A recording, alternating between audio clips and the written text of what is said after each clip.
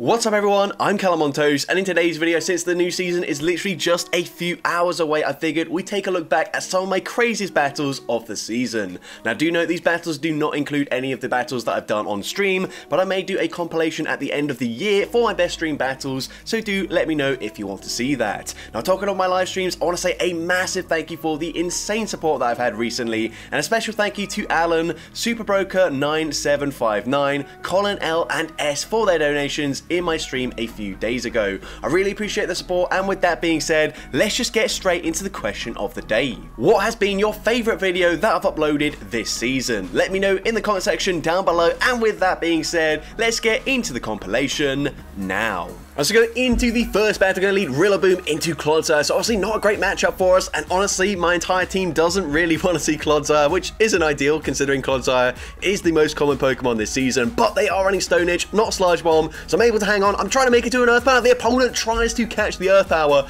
onto their Jumpluff, which is a very smart play, but I am just barely able to react in time, swapping into my Shadow Tyranitar, going to shield up the Energy Ball. At this point, I'm not going to take any risk. I'm full sending the Stone Edge here. Stone Edge is going to connect. It gets the one shot up against the Jumpluff, and let's see, the opponent's going to come back in with the Clodsire. They will make it to a charge move. At this point, just going to let the Tyranitar go down. The opponent full sends the Earthquake there.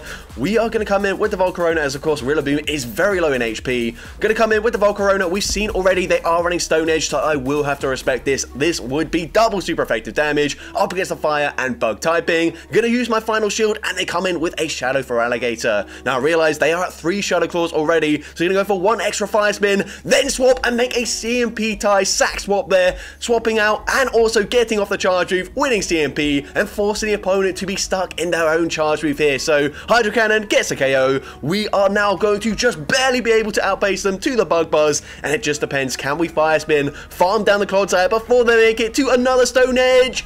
Yes, we are just barely able to do so, and I'm able to take that game.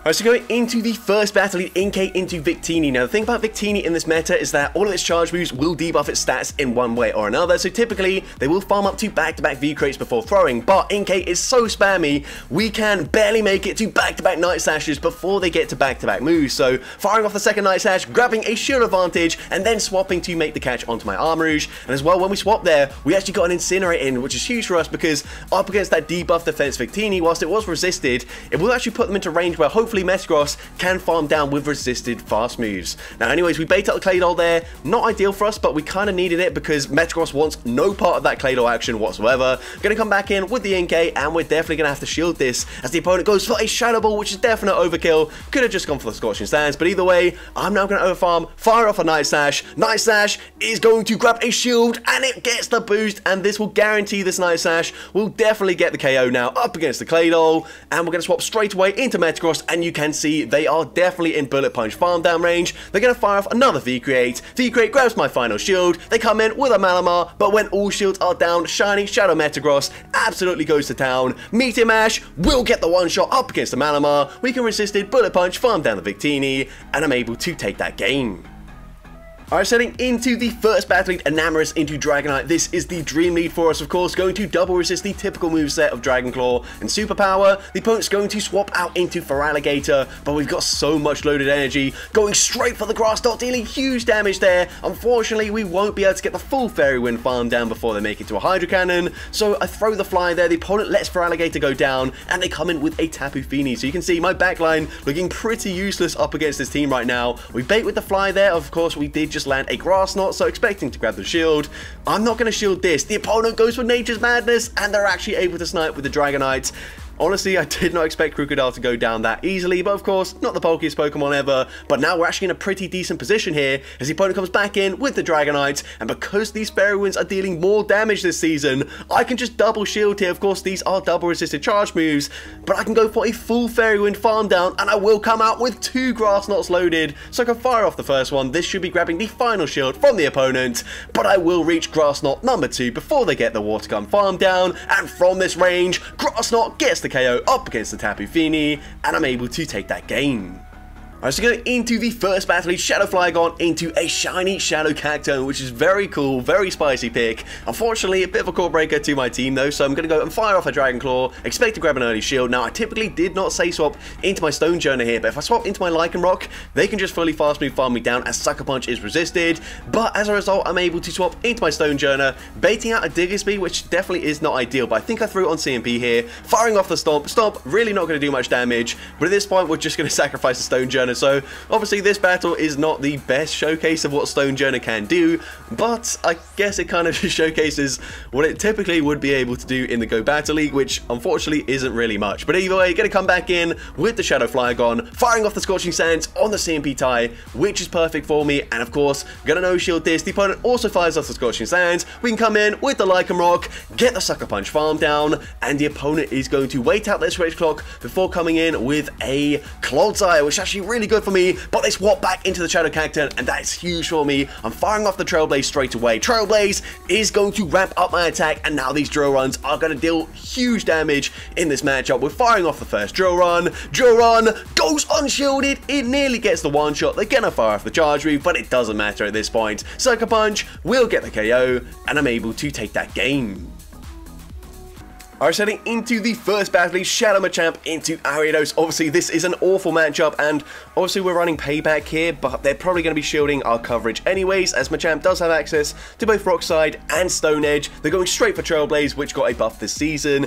They can get there in just 5 Poison Stings, and Poison Sting also got a buff this season, so definitely not ideal for us. We're going to swap into Armor Choke, otherwise Machamp would get fully farmed down there, but the opponent's actually going to swap out of that matchup and into Greninja. I'm definitely not going to complain here. Cross Chop gets the KO up against Greninja. They come back in with Ariados. They go for the farm down, but they don't get there in time. Return coming through, gets the nuke up against the Ariados, and they've got a Dugong in the back. And now suddenly, even though this looked like an awful lead matchup for us, we might be able to go for a 2 shield flex in this matchup. So going to go for the cross chop there. The opponent has overfarmed quite significantly, but unless they're running like Blizzard, then we should be able to tank this. So I'm going to no shield, go for the cross chop here, and hopefully the opponent does recognize there's nothing they can do here, and so they just let the Dugong go down.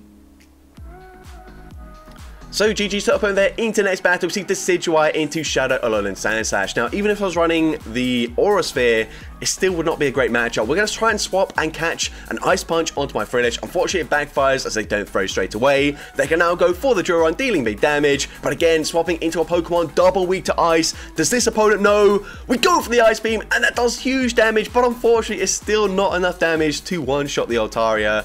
You can see I've actually only got 12 in the attack for the Frillish. It is level 50. It's just a lucky Pokemon because it was cheaper to build. Unfortunately, not very good IVs there. I don't think 15 in attack would make the difference, but either way, it would have done more damage. Maybe we could have farmed down with the Decidueye, but either way, we go for Trailblaze, boosting up our attack. We're going to have to shield this because unfortunately, Shadow Claws will absolutely destroy my Shadow Ghastly. So, I'm going to go for 3 more Magical Leaves, fire off another Trailblaze here, just trying to deal as much damage as I can with the fast move as I realize they're probably going to shield. We swap into Ghastly, and the opponent responds with Azumarill. Now, my only win condition is full sending the Sludge Bomb here, and the opponent does not respect the damage from Shadow Ghastly. We get a simultaneous KO there with the Astonished farm down, and we still had our Decidueye in the back, so I'm able to take that game. Alright, so going into the first battle, lead Mean Shout into Chestnut. So, of course, a fairly neutral matchup here. You're going to see these Force Palms are chunking, but I'm going to swap. Hopefully, I have not caught a Thunder Punch because that would be very awkward, but we've caught a triple resisted superpower, which is very nice.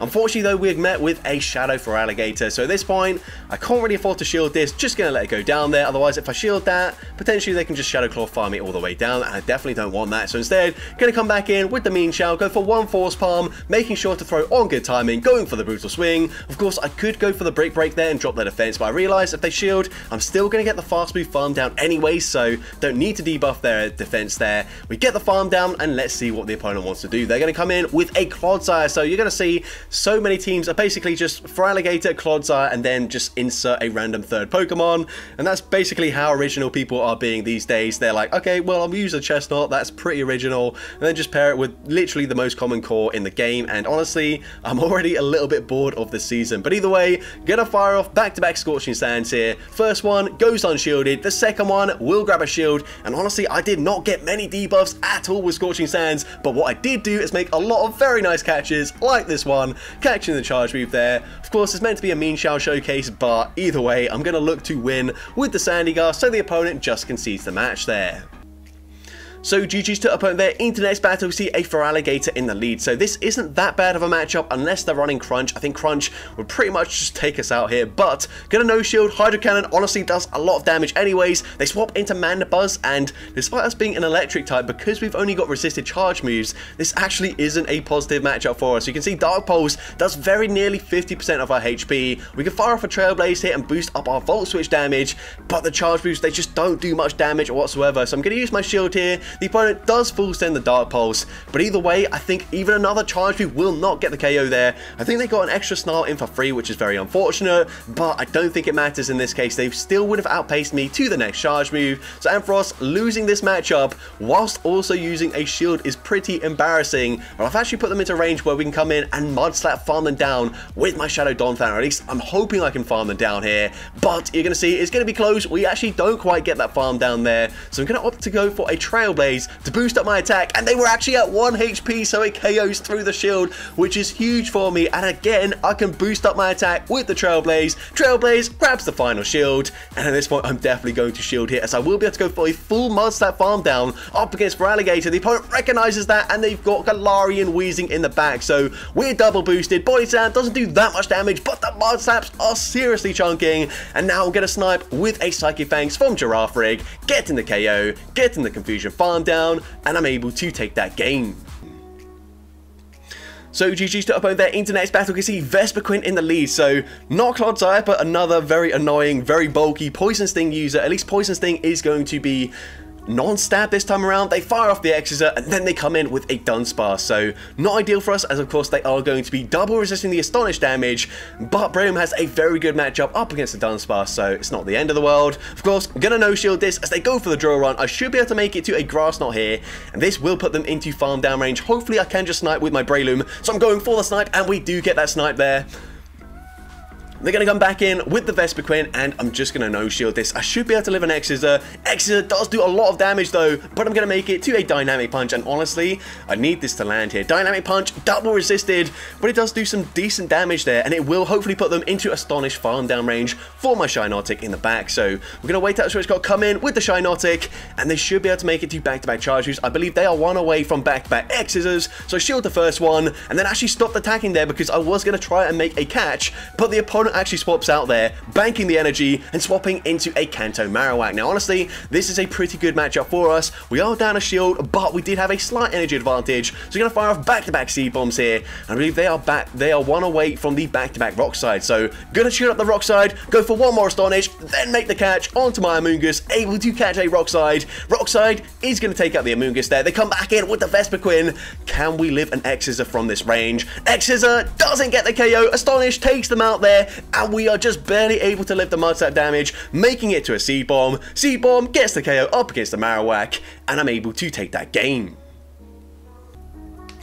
So GG's to opponent there into next battle. A bit of a tricky lead matchup for us, but of course these Mud Slaps are also chunking, as well as taking big damage from those Fire Spins. I'm now going to swap. I stayed in for quite a while there so that I could swap and catch a double resisted Power Whip onto my Vespiquen. And at this point, of course, I'm pretty certain that the opponent will be running Thunder as a coverage move on their Ferrothorn, but I'm actually going to use a shield here. I should be able to have a Thunder pretty comfortably. Vespiquen is quite bulky, a lot bulkier than most of the Pokemon that I use, but I realize if I just shield that up, overfarm considerably, I'm going to come out with a Power Gem, or very close to a Power Gem, loaded for the Ninetales when it comes back in. So I go for one Poison Sting, fire off the Power Gem. Power Gem should be grabbing a shield from the opponent. It does grab that shield, and I realize I can probably outpace them to the next charge move as well. So I'm going to shield that up there, and we do make it to the Power Gem before they make it to the next Weather Ball. And at this point, I'm going to grab the final shield, snipe with my Shadow Alone and Doug trio, go straight for the Mud Bomb. Mud Bomb gets the KO, and they've got a Shadow Galarian Wheezing in the back. So 2 Mud Slaps, and I'm already at the next Mud Bomb. Mud Bomb gets the KO,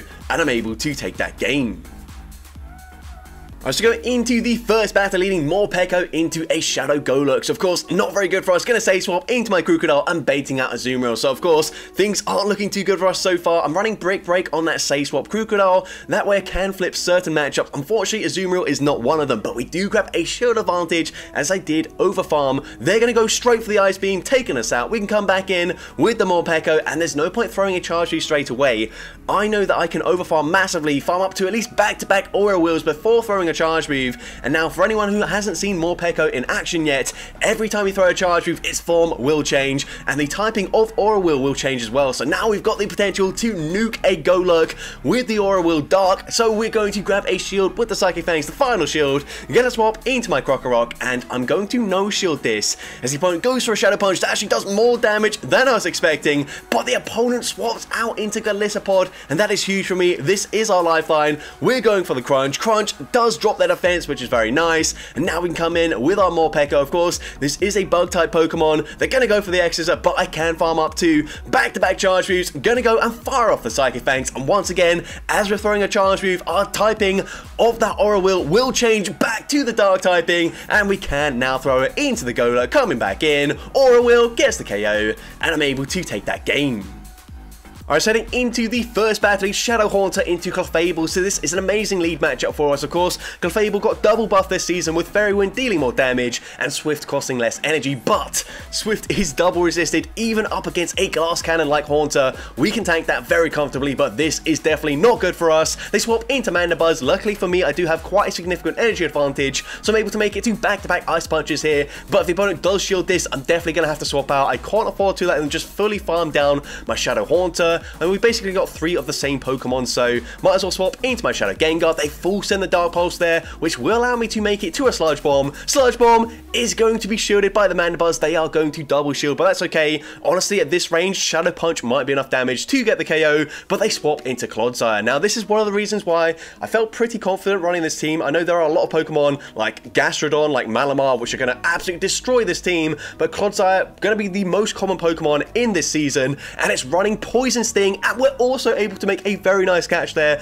I basically swapped one turn before I made it to the next charge move, expecting them to throw just before we make it to a third Shadow Punch, and that works out perfectly. We can now come in with the Shadow Ghastly, get the Astonish farm down, and look at the damage of those Astonishes there. I'm actually not going to choose to throw here. The opponent will throw a charge move. Even a resisted Moonblast takes us out, but that's okay. They swap back into the Mandibuzz. We're going to throw immediately, and a resisted Shadow Punch does get the KO.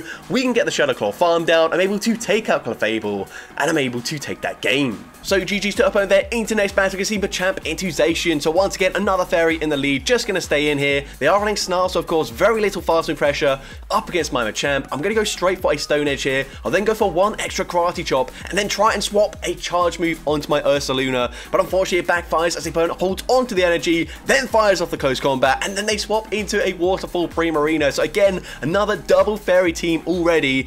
Doesn't really make too much sense here, but I guess Dragons are fairly strong in the Master League, so I suppose double Fairy is kind of good. But either way, we are going to come in with the Machamp here, just because of course the Waterfalls will hit for super effective up against my Mamoswine. Gonna shield up the Hydro Cannon there, and I will be able to go for a Stone Edge. I will overfarm just a little bit here, throwing on good timing. Stone Edge will be coming through, does big damage, and the opponent is going to throw their charge move. So at this point, I'm just going to let the Machamp go down. It doesn't quite take us out there. We're going to come in with the Mamoswine, get the Mudslap farm down. They come back in with the Zacian, and they're going to bank a ton of energy and then swap into Togekiss. So triple Fairy. What on earth is this team? Machamp had no play whatsoever. We go for the Avalanche there. Obviously, in this matchup, Powder Snow would be way better than Mudslap, but I fire off another Avalanche, and the opponent actually just fully sacrifices the Togekiss, and I think that's a huge mistake. They might be at back-to-back charge moves here, but it doesn't matter because that Mudslap lands whilst their defense is debuffed, and I've put them into range where Karate Chop will come in, take out the Zacian,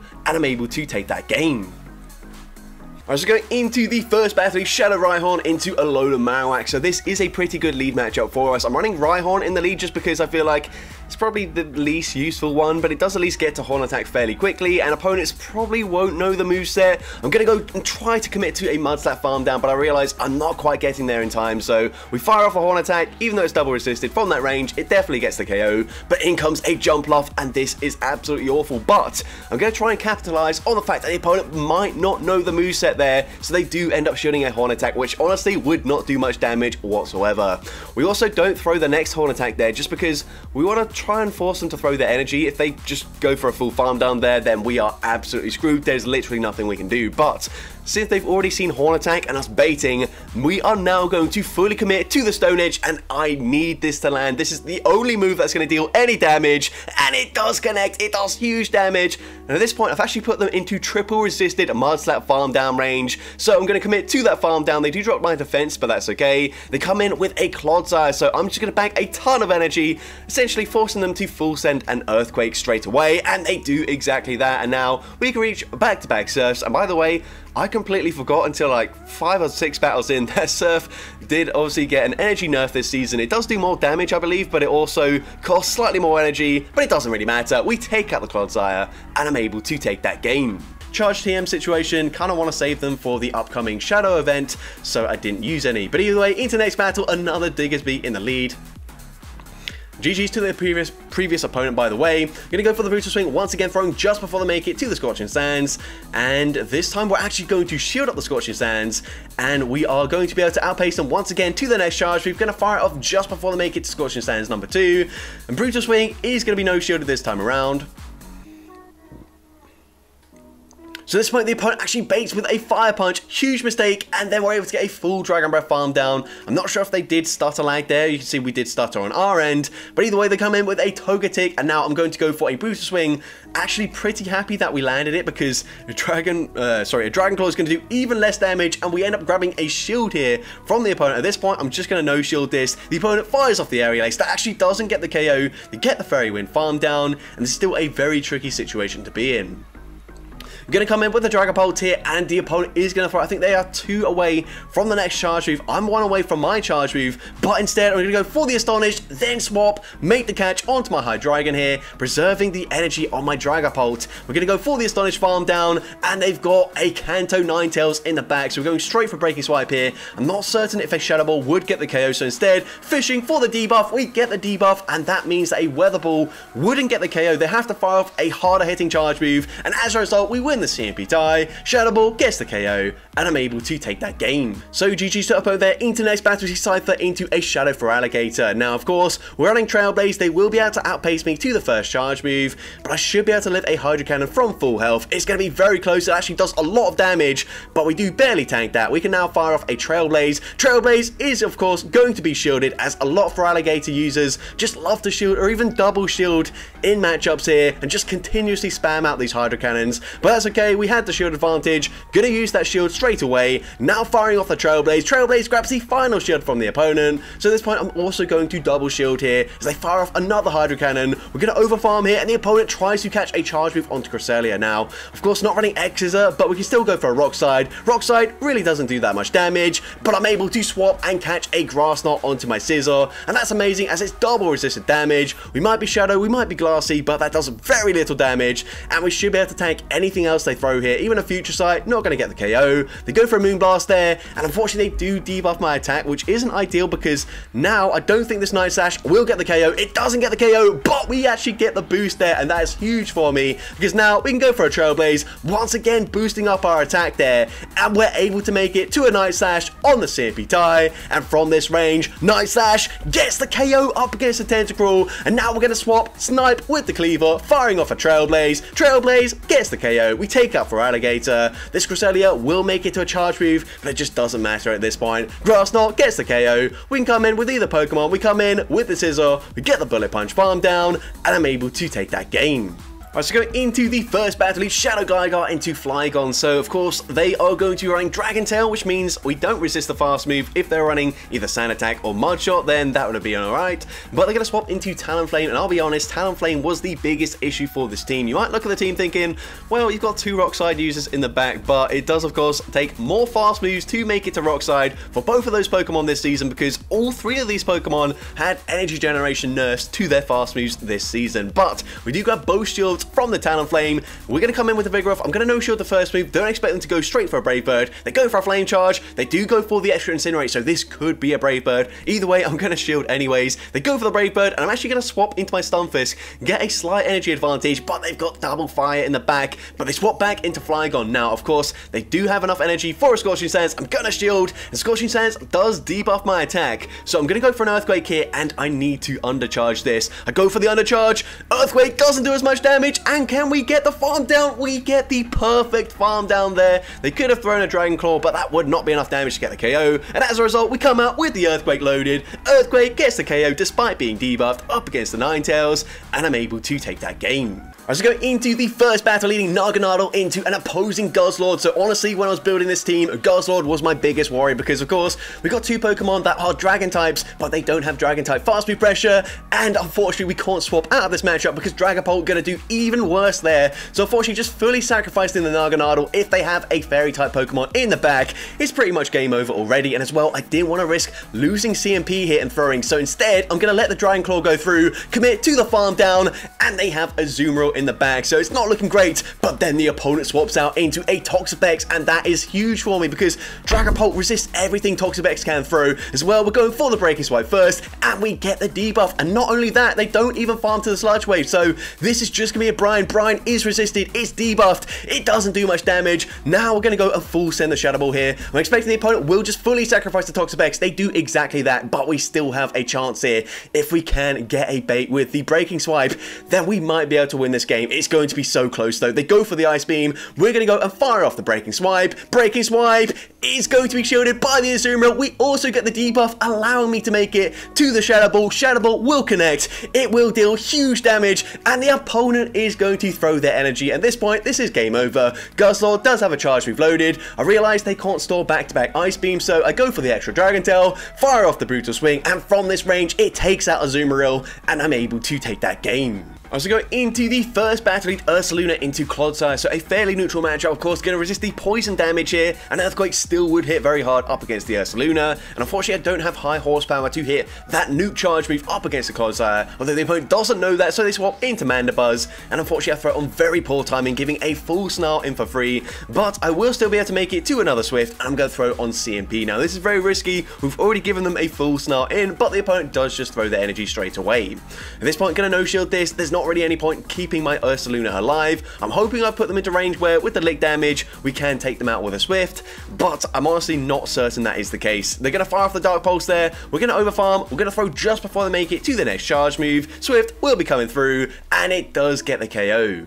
Now they're going to come back in with the Clodsire, still very healthy as we didn't land a charge move with the Ursaluna. Going to fire off a Swift, and we do overfarm just slightly though, hoping to throw off the counts for the opponent, and we do make it to another Swift. Now Swift should be grabbing a shield here as they do have a ton of energy. We're now going to swap into the Shadow Ursaring. Definitely going to be shielding here as the opponent is going to bait with a Sludge Bomb. Sludge Bomb honestly still would do a lot of damage, but I'm able to throw a Swift on the CMP type. Probably going to grab the final shield here as they do have a ton of energy, and this is almost certainly going to be an Earthquake this time around. With shield, it is the Earthquake. They're going to swap into a Feraligatr, but it doesn't matter as we can make it to a Trailblaze, and Trailblaze from a Shadow Ursaring will get the one shot up against Feraligatr. We can Shadow Claw, farm down the Clodsire, and I'm able to take that game. And unfortunately, we do lose that game. So despite flipping that matchup in the middle with Excelgor, I still end up losing. But GG's to opponent there into next battle. And I'm going to be honest, like, I know this is a really bad team, but I made some very strange and very just poor decisions throughout these battles here. We do still get some very cool wins, so don't worry, don't click off the video right away. But here you can see they make it to another charge route. I'm thinking, well, they're probably just going to go for a Leaf Blade. It's double resisted, but no, they go for another X-Scissor, and X-Scissor, despite being resisted, 2 of them take us out there. So I've just lost switch advantage. I really didn't need to do that, but we're going to come in with Primeape. I tried to go for a full Karate Chop farm down, not getting there in time, so I go for the Night Slash, and we actually get the boost. And we can see they've got 2 Pokemon that are weak to the fighting typing, so I'm pretty much guaranteed to grab the final shield here, and now I'm going to swap into my Excelgor. And of course, we've not played this battle very well so far, but this is exactly the situation where Excelgor thrives in. All shields are down on the opponent's end. Of course, I'm going to double shield as they go for back-to-back fire punches. They're probably swapping back into the Dugong, but this is exactly what I wanted. Now we can full send the Focus Blast. Focus Blast is going to one-shot the Dugong, and because they threw back-to-back fire punches straight away, I'm just barely able to outpace them to the Bug Buzz. Bug Buzz, neutral damage, it still takes out the Diggersby, and I'm able to take that game. So GG's to opponent there. Into the next battle, going to see Ariados in the lead. So again, not a great matchup for us. We're going to say swap into our Goodra, and this time I definitely won't be shielding. They're probably going to go for a lunge here and debuff my attack, but that's okay. And then now we're going to come in with a Shadow Quagsire. So we're going to go for an Aquatel here. We could be running Power Whip, which might force a shield, but no, it doesn't force a shield there. And honestly, since we were debuffed, maybe they could live it, maybe not, I don't really know. But either way, we go and fire off another Aquatel here, and the opponent is going to farm up to back-to-back charge moves, but they're probably not expecting Leafage, so they go for the Aquatel there. We can come in with a Bombasnow, and we get the Snipe there before they can even react there. And we're going to come in with the Shadow Flygon. There's still all shields in play, but we're going straight for Stone Age. This is my only win condition, and the opponent does not respect it. We get the one shot, and then they just concede the match there. Alright, so going into the first battle, leading Mesprit into Clodsire. So this is an absolutely great matchup for us, but Blizzard is going to take an absolute eternity to get to. So instead of using a shield there, shielding up the Earthquake or letting it go through and taking big damage, we're going to swap into our damage sponge on the team, which is Uxie. And by the way, if you don't know, Uxie is very bulky, itself very attack weighted, and then Mesprit is sort of just somewhere in the middle in terms of the bulk. We're now going to farm up, go for a Thunder here. Thunder not going to do that much damage, but it does grab a shield from the Mandibuzz.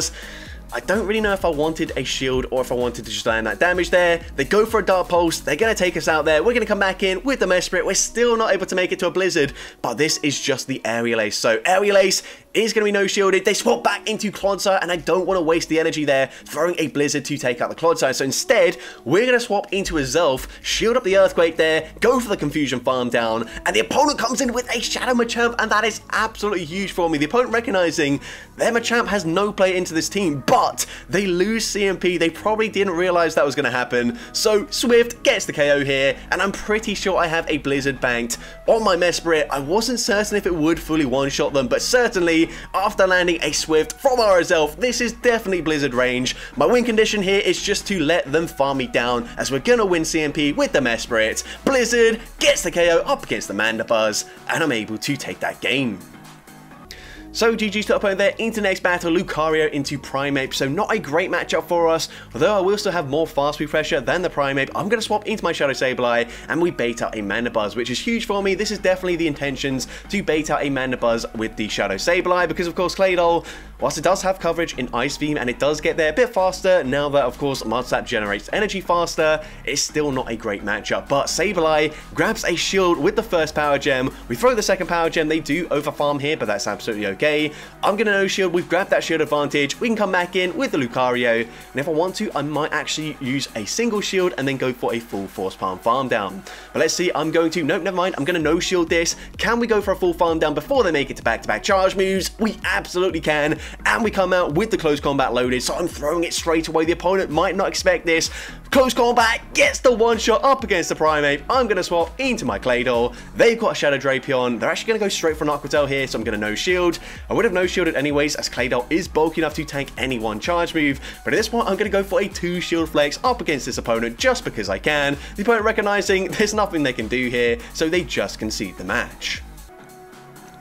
So GG's to opponent there. I'm not certain if we would have taken them out with the Dragon Claw damage up against that Primeape, but of course it would have been a lot closer. But into the next battle, we're going to see Primeape in the lead this time around. They're going to say swap into a Dugong, so we go straight for the break, debuffing their defense. We're now going to come in with the Mew. They go for an Icy Wind. I'm going to no shield this, and actually what I don't really want to do is give the Primeape a ton of farm here. So what we're actually going to do, let the next Icy Wind go through. Honestly, probably should have gone for one extra Dragon Tail, but what I also didn't want to do is actually allow the opponent to just shield that up and then go for the full Ice Shard farm down. So here, I'm going to fire off a Dragon Claw. We are double debuffed, so not going to do much damage at all, but we grab a shield anyways. We now swap into our Shadow Latios, and I think they are still one Karate Chop away from the back-to-back Rage Fists, so I will outpace them, go for a Dragon Claw. Dragon Claw should be grabbing the final shield from the opponents, and they are already boosted. At this point, I'm thinking, you know what, might as well just double shield the Latios. They're not going to make it to another charge move, but they come in with Auroras, and now things are looking very scary for us. I do make it to the Dragon Claw on the CMP tie. Dragon Claw does big damage, but it doesn't really put them into farm down range. The opponent will go for a Weather Ball, and of course, it's only 4 Powder Snows to the next Weather Ball, which makes it very difficult to catch with a 3-turn fast move. So we go for 2 moves, we then wait 2 turns, then swap, catch the move onto our Mew, which is very fortunate for us. And now we can come in, go for a full Dragon Tail farm down. They actually swap back into Primeape, doesn't really matter. We get the farm down there, we come out with the Brick Break loaded, and of course, double super effective up against Auroras. From that HP, it easily gets the KO, and I'm able to take that game. So GG's to opponent there into next battle. We're going to see Gardevoir in the lead. So of course, not very good for us. We're going to say swap into our Shadow Sneasler, and the opponent comes in with a Guzzlord. Now, we are very glassy. We're only making it to 1 move, so might as well full send the close combat once again. And again, that way we will give them less farm there. Although, unfortunately, we live with like 1 HP there, so they get 1 extra Dragon Tail than what I was hoping for. And also, Home// Henry is going to interrupt the gameplay here. I forgot to put on Do Not Disturb, so just going to swipe that notification away. We're going to just barely live the Dragon Claw there. We're now going to fire off the Avalanche. Avalanche gets the KO. We're going to swap immediately into our Shadow Sneasel, and the opponent stays in. We get the full farm down there, and they come in with a Mandibuzz. So this is looking tricky, but they're on Snarl and not Aerial Ace, which is huge for us as we go and full send the close combat, dealing huge damage. And this point I realized, actually, if we shield this, they're going to have to fire off another charge move pretty much straight away. They can't commit to a full Snarl farm down, and Weavile still has a little bit of HP remaining. So can we go for the Ice Shard farm down? Yes, we absolutely can, and I'm able to take that game. So GG to opponent there into next battle, another Shadow Lugia in the lead. So this battle was only like a couple battles after the one that I just showcased, and it's going to be the exact same team. So I don't know if someone made a video on this team, but either way, we are going to play it differently now. We know what the back Pokemon is going to be. It's going to be a Primeape, which of course Auroras is definitely going to struggle with when all shields are still in place. So at this point, I'm actually going to use a shield there. We first just went straight for the Wild Charge. Again, going straight for the Wild Charge there, grab a shield back from the opponent. And this time it's going to be completely different for us. Of course, Body Sam will take us out. They don't have any residual energy though. We can come in with the Marowak, and now we can go for a full Mud Slam farm down. And as well, we'll come out with a Rock Slide loaded. So if they come back in with the Lugia, which they do, we can full send the Rock Slide. Now, I anticipate the opponent will swap straight into their Primeape there. So I actually don't make that swap this time around. And that's a huge call for me, because now we can stay in, go for 1 Mud Slap, fire off the Bone Club. I will only get off, I think, 1 more Mud Slap's worth of damage, but that should hopefully put them into range where we can just Powder Snow farm them down here. So the opponent goes for another Rage Fist. They are double boosted. These Karate Chops absolutely shredding, but we're able to cut the farm down, come out with the Weather Ball loaded, and of course, Weather Ball takes out the Shadow Lugia, and I'm able to take that game. So GG's to opponent there into next battle. We're going to see Azumarill in the lead, and honestly, this is actually kind of a crazy matchup for us here. We can go for 4 Karate Chops, go for a Rage Fist instantly here, and the opponent still not even at the play rough there. I'm able to outpace them to another Rage Fist, and at this point we grab a shield advantage with our Shadow Primeape. I'm just going to shield this up here. The opponent's going to go a fire off the play rough there. We can go for 1 extra Karate Chop, go for another Rage Fist. We are double boosted at this point. Rage Fist grabs a shield, and they come in with Annihilate, looking to go for a counter snipe.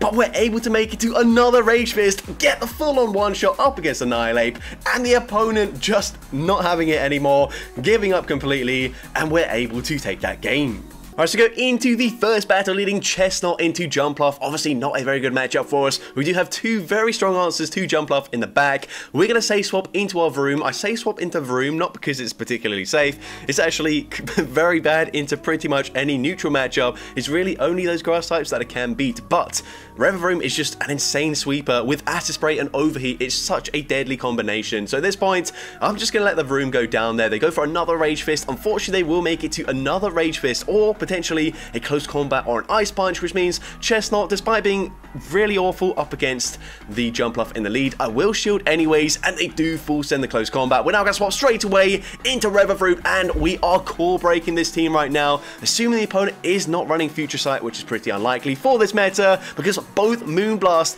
and Grass Knot are double resisted by the Reverfruit. We're now baiting with the Acid Spray. Acid Spray grabs the final shield. I'm able to make it to the Overheat, and of course, with the double debuff to their defense, Overheat gets the KO up against Cresselia. They're going to come in with the Jumpluff. I'm going to swap out there, clear the debuff to my attack, go straight for a Superpower, and Superpower is just going to guarantee that by the time I make it to an Overheat, that will definitely KO the Jumpluff. Now, the opponent goes to the Aerial Ace, probably should have tried to undercharge that a little bit, but either way, it's going to be game over. We now have the energy to full send another Overheat, and of course, super effective into the Jumpluff. Overheat will be getting the KO, and I'm able to take that game. So that's going to be it for today's video. If you did enjoy it, please make sure you leave a like, leave a comment letting me know, and as well, don't forget to respond to the question of the day if you haven't done so already. And if you want to see more content like this in the future, make sure you hit that subscribe button and turn on post notifications. That way you'll be notified whenever I upload a new video. And if you want to take your support even further, you can now become a channel member with perks including early access to new videos, shoutouts at the end of each video, custom loyalty badges, and custom emojis to use in the comments. I want to say a massive thank you to everyone that has already become a channel member. Your support is greatly appreciated, and with that being said, thank you all so much for watching today's video, and I hope you have a great rest of your day.